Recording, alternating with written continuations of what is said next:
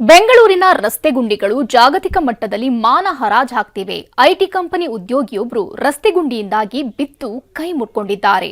ಇದರಿಂದ ಸಿಡಿದೆದ್ದ ಐಟಿ ಉದ್ಯೋಗಿಗಳು ತಾವೇ ರಸ್ತೆಗಿಳಿದು ಗುಂಡಿ ಮುಚ್ಚಿ ಜಿಬಿಎ ಅಧಿಕಾರಿಗಳು ಹಾಗೂ ಸರ್ಕಾರದ ವಿರುದ್ಧ ಹಿಡಿಶಾಪ ಹಾಕಿದ್ದಾರೆ.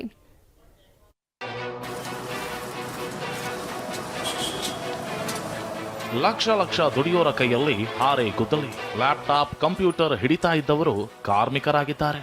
ಕಿತ್ತೋದ ರಸ್ತೆ ರಿಪೇರಿ, ಧೂಳೇಳ್ತಿರೋ ರಸ್ತೆಯ ವಿರುದ್ಧ ಆಕ್ರೋಶ, ಗುಂಡಿಗಳ ವಿರುದ್ಧ ಐಟಿ ಉದ್ಯೋಗಿಗಳು ಸಿಡಿದೆದ್ದಿರೋ ಪರಿ ಇದು.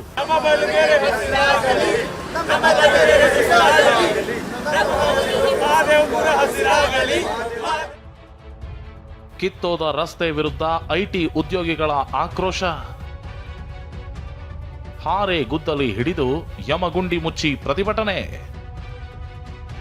ಮಹದೇವಪುರದ ಗುಂಜೂರು ಟು ವರ್ತೂರು ಮುಖ್ಯ ರಸ್ತೆಯಲ್ಲಿ ಗುಂಡಿಗಳ ದರ್ಬಾರ್ ಹೆಚ್ಚಾಗಿದೆ.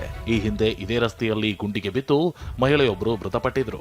ಇದೀಗ ಕೆಲ ದಿನಗಳ ಹಿಂದೆ ಬೈಕ್ನಲ್ಲಿ ಹೋಗ್ತಿದ್ದ ಟೆಕ್ಕಿ ಶ್ರೀಧರ್ ರಸ್ತೆ ಗುಂಡಿಯಿಂದಾಗಿ ಬಿದ್ದು ಕೈ ಮುರಿದುಕೊಂಡಿದ್ದಾರೆ. ಕೈ ಫ್ರಾಕ್ಚರ್ ಆಗಿದ್ರಿಂದ ಶಸ್ತ್ರಚಿಕಿತ್ಸೆಗೊಳಗಾಗಿ 1.5 ಲಕ್ಷ ರೂಪಾಯಿ ಖರ್ಚು ಮಾಡಿದ್ದಾರೆ.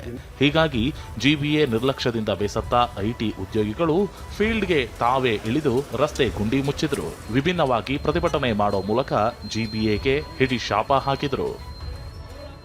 ನಾವೆಲ್ಲ ಹೆವಿ ಟ್ಯಾಕ್ಸ್ ಪೇಯರ್ಸು. ಈ ರೋಡಿಂದಾನೆ 600 ಕೋಟಿವರೆಗೂ ಟ್ಯಾಕ್ಸ್ ಹೋಗುತ್ತೆ, ಪ್ರಾಪರ್ಟಿ ಟ್ಯಾಕ್ಸ್ ಎಲ್ಲ. ಸೊ ಅಷ್ಟೆಲ್ಲ ಟ್ಯಾಕ್ಸ್ ಕೊಟ್ಟು ನಮಗೆ ಬೇಸಿಕ್ ಒಂದು ಧೂಳು ತೆಗೆಯೋದಕ್ಕಾಗಲ್ಲ. ಧೂಳು ಬರೀ ಇನ್ಫೆಕ್ಷನ್ ಅಲ್ಲ, ಬಹಳಷ್ಟು ಜನ ಬಿದ್ದು ಸ್ಕಿಡ್ ಆಗಿ ಆಕ್ಸಿಡೆಂಟ್ ಆಗಿದೆ. ಸೊ ಇದು ತುಂಬಾ ಬೇಜವಾಬ್ದಾರಿ ಕೆಲಸ. ಇದು ಪ್ರತಿಯೊಂದು ಪ್ರಾಬ್ಲಮ್ಮು ಇನ್ನೊಂದು ಪ್ರಾಬ್ಲಮ್ಗೆ ಲಿಂಕ್ ಆಗಿದೆ. ಪಣತೂರು, ವರ್ತೂರು, ಬಳಗೆರೆ ರಸ್ತೆಗಳು ಗುಂಡಿಮಯ ಆಗಿದ್ದು ಐಟಿ ಉದ್ಯೋಗಿಗಳು ದಿಕ್ಕೆಟ್ಟಿದ್ದಾರೆ. ಉದ್ಯಮಿಗಳು ಟ್ವೀಟ್ ಮೂಲಕ ಸರ್ಕಾರಕ್ಕೆ ಚಾಟಿ ಬೀಸಿದರೂ ಪ್ರಯೋಜನ ಆಗ್ತಿಲ್ಲ.